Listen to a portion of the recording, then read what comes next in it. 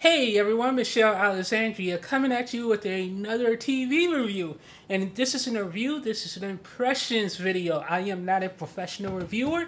You will not get any professional calibrated stats or any of that nonsense. I can't tell the difference between various contrast types. I don't know anything about what dynamic tone mapping is or how the clipping looks. So if you're expecting that type of review, turn it off right now. All right, you're still here. Awesome, awesome. So anyway, let's get started with this not review thing. I'm going to start off right off the bat. This is the TCL 85-inch QM8 2024 TV. I love this TV. I am only going to mention the price a couple of times in this video because for me, if I buy a 1,000 TV, I expect it to work. If I buy a 5,000 TV, I definitely expect it to work. I expect value for my money is what I'm looking for when I buy a TV. And I will say this TV cost me $2,500. And at $2,500, you cannot find a better TV than the TCL QM8. Sure, you can find a smaller OLED that may be better, but at an 85-inch TV, you would not find a better TV than the TCL QM8. At $2,500. Sure, you may quibble and say, well, but the Sony Bravia 9, everyone's saying that's the best TV in the world. It may or may not be, but that TV is $2,700 more than this TCL QM8. And I am here to tell you there's almost zero universe where the Sony Bravia 9 is going to be $2,700 better than this TV.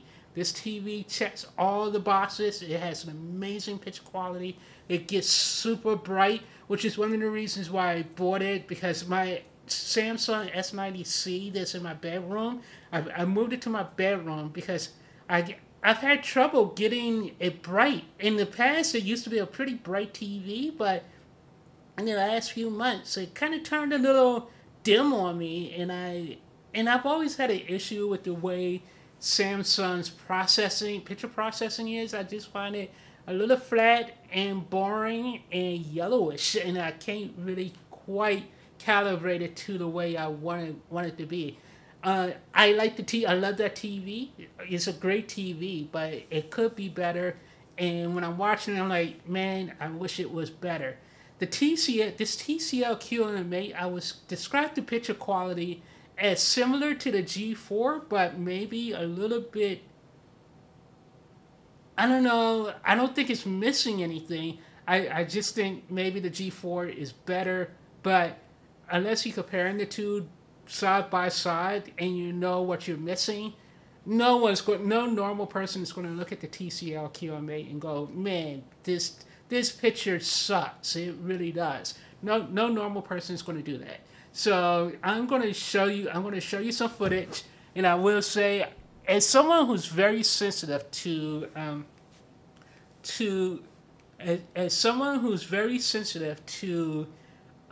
blooming, I have not seen a lick of bloom on this TV whatsoever. And the black levels on this TV are very nice. It may look a little bit elevated on this iPhone that I'm shooting on, but that's simply because the iPhone auto mode kind of over brightens dark areas on the screen. But one of the things you should be able to see right off the bat is the reason why I'm returning the TV. It has very bad DSC, and it has very bad vertical banding on this TV. As someone who owns LG TVs and never saw vertical banding, I know what people are talking about now and why it sucks. Because on this TV, and the problem with it is the vertical lines on this TV are white. So on certain types of content, grayscale content, you could really see it, and it is so bad. I have to stop watching things. So I'm going to show you an example right now, if I can find it, of what I'm talking about. And this is why the Apple TV, for some reason, YouTube is really terrible, and it's been buggy for the last few months. So here, let me go over to Final Fantasy right here because this is where I'm going to show you the subtitles. So pay attention to two things in this video. I'm not sure if the camera's going to really pick it up, but pay attention to two things. There are a bunch of vertical bands. You can see like the white bands all over the picture on this. But if you look at the subtitles are really clean. You don't notice it. There's no blooming whatsoever on the subtitles. And I'm one who doesn't necessarily care about Black Rush, but I care about blooming because Black Rush always assume that's just maybe part of the picture, maybe director's intent, and then it normally only lasts like one or a couple of seconds before it goes into something else. But with blooming, especially around subtitle bloomings and black bar blooming, you would notice that, right? You can't unsee it, and it lasts for most of the picture. So for that reason, that was one of the reasons why I could never really truly trust LCD TVs. But I will say, in the last 2 years, many LED TVs have gone very far. And I hate the fact that I have to return this TV. Because when it works, it looks fabulous. But then, when you watch something and you can actually see the vertical banding, then you can't watch it. You have to turn it off. It's that bad. So that becomes very frustrating. There's no lifted blacks on. There's some lifted blacks on this TV, but you can mitigate it simply by turning down like the OLED black, and then if you use you have to turn off the black stretch feature. I think that's the local dimming on this TV, because if you had the black crush setting, turned on, or the black stretch setting turned on, then what would happen is it makes everything look super dark and you don't see shadow details at all. But if you turn that feature off and then turn high contrast and micro contrast on, then you really start to get into that OLED level picture quality. But you see, look at how nice this picture looks. And this TV can get super bright. So let me show you some more sample footage of what I'm talking about. In terms of audio, I have no idea about what the audio is like on this TV. It looks like the audio would be really nice on this TV, simply because it actually has real speakers on the back. And so it has real speakers on the back. So for that reason alone, the black levels, the audio should be really nice. But I had two really expensive sound bars on this TV. I had two very expensive sound bars, like $1,300 9.1 and 11.1 Samsung and LG sound bars. So I generally use those exclusively. So yeah, I don't really see. So I haven't had a need to use the built-in audio. Like I said, I love this TV. I think 98% of the people in the world will be ecstatic with this TV.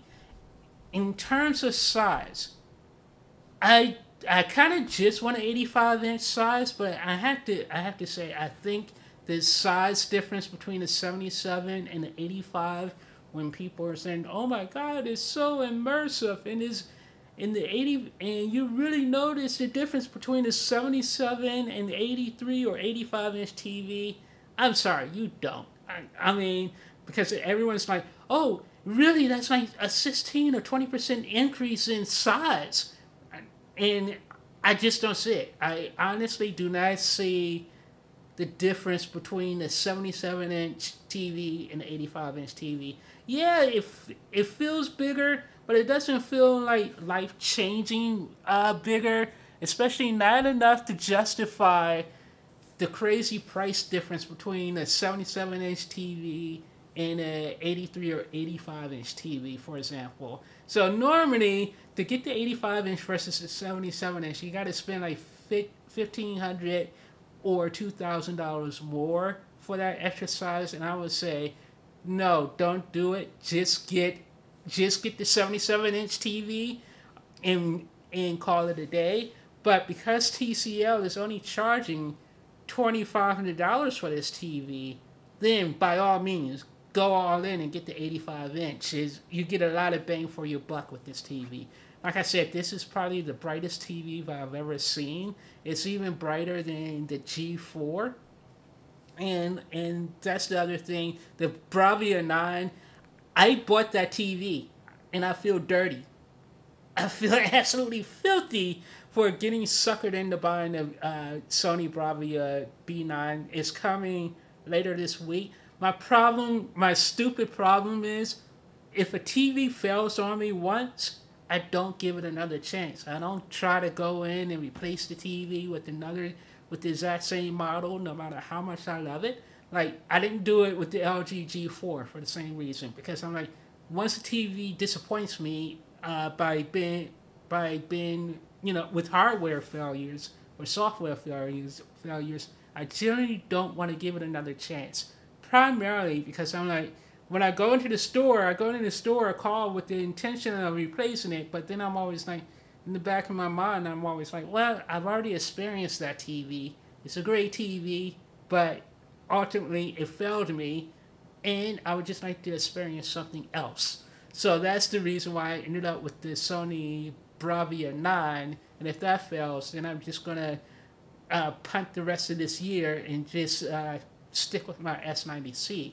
I'm hoping it doesn't fail, but in the back of my mind, I'm already regretting spending a $2,700 increase to get the Bravia 9, and that's the problem. This TV is fantastic for the price. The only problem is that vertical banding in some content. Like here, it's not there. I don't see it in this clip. And then so it's crushing. So here it's crushing. But if you go into settings, and this is where I got to talk about the picture settings. The picture settings on this TV are kind of terrible. They're not terrible. They're just really limited. So I'm going to show you the settings I'm rocking with. And please don't tell me how to set my TV. This is my TV. I'm watching it. I will set it however I want. So you have a very limited selection of picture modes. So you have your picture mode options are movie, sports, smart HDR, low power mode, vivid mode. And see how, and look at vivid mode. Look at how bright and punchy vivid mode is. That is crazy. And this is vivid mode at only 80%. So I've been watching vivid mode a lot in the last few days, and I really like vivid mode. The problem with vivid mode is you can't really set your tone temperature, so it always looks blue. But look at how beautiful that is. How absolutely stunning that is. So if you go up here and you go into picture mode, so let me go in the video and I'll show you some of my picture recommendations. So for vivid, I have it brightness set to 80, color saturation set to 60, and then you go to advanced. And then I have, like I said, I have brightness, and then I tone down the black levels to get that OLED level, black level without the crush. But if you move it back up, so you would almost never get. And then I turn local contrast to high, but you also have different settings for off, which I think off just looks boring and bland. You have low, which looks good, and then you have high contrast. So I keep it on high, and then you go to color. So you see you don't have any options for color for vivid mode. So you have color saturation and tint. That's it. Or you can remove the blue light filter. But if you do that, then it makes everything look yellow, and you can't really do much with that, which is frustrating. Then you have clarity options, digital noise reduction, and I'm speaking fast because I want to keep this video tonight under 20 or 25 minutes. And then, so then you have that. So then, if you go to movie mode, you just don't have that many options when you go through your various modes. So, so if you go to movie mode, which is the mode I normally go with, movie mode or vivid mode. But look at movie mode. this is my calibrated settings too. So look how kind of, it looks good, but it doesn't look wow. It looks good, and for some reason I have a crushing black. So I have something set to wrong on here, but right there is crushing blacks a lot. So let's see if I can change that. So let's go to advanced picture settings. I may have changed something. So again, here you have brightness, contrast, black level. Maybe I have to move my black level back up. And then you have local contrast. Under color, again, in movie mode, why don't you have more options for color to be able to set your temperature? So here in movie mode, you only get color saturation, tint, and blue light filter. That's ridiculous. And then for clarity, again, you get digital noise reduction, gradation clear, but you don't get anything to actually set your colors or your temperatures or anything in your picture settings. And that's nonsense. You pretty much, the only setting that has that option, I believe, is, and you would think movie mode would give you that option. I think Smart HDR gives you that option. So Smart HDR, you get a few more options. So you go to advanced settings, brightness. No, you still don't have it. Color. Wow. No, you don't have it. You only have it in your HDR modes where you can actually do your black, where you can set your dimming, and all that stuff. But you don't have it here. So yeah, that becomes frustrating after a while because you just don't have enough. You don't have enough control over your picture with this TV. So that's a major drawback. That's a major drawback to this TV, is just the lack of control. So here, if you go back, and then I'll show you a couple of more examples of black bars. So, and this is the other thing I want to touch on for a few minutes.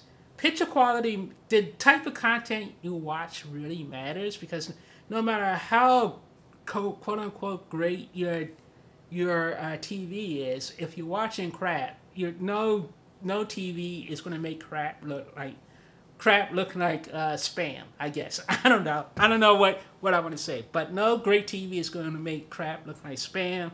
And the other issue is the technical quality of content just needs to get better.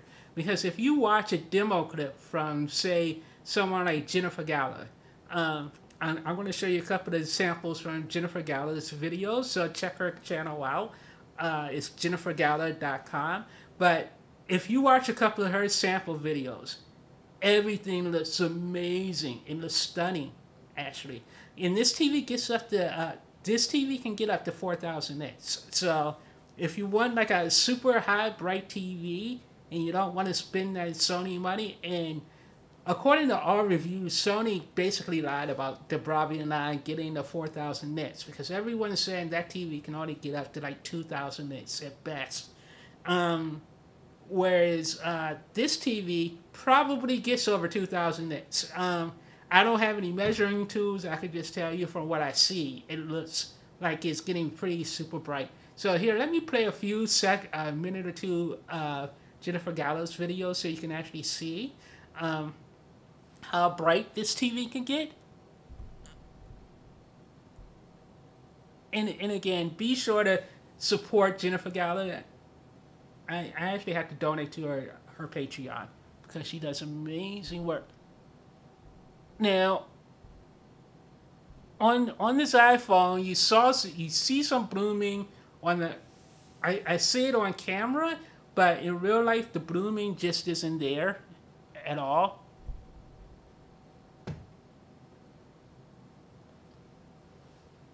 So you may saw some clouding on camera with that opening star field thing, but in real life, you don't see it at all. And then let me see if I can skip to.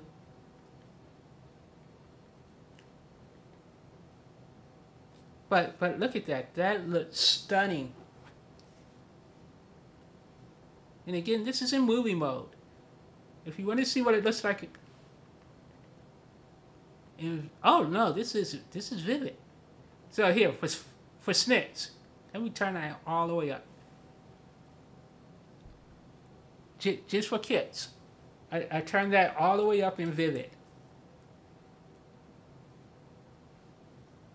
Now let's go in and look at.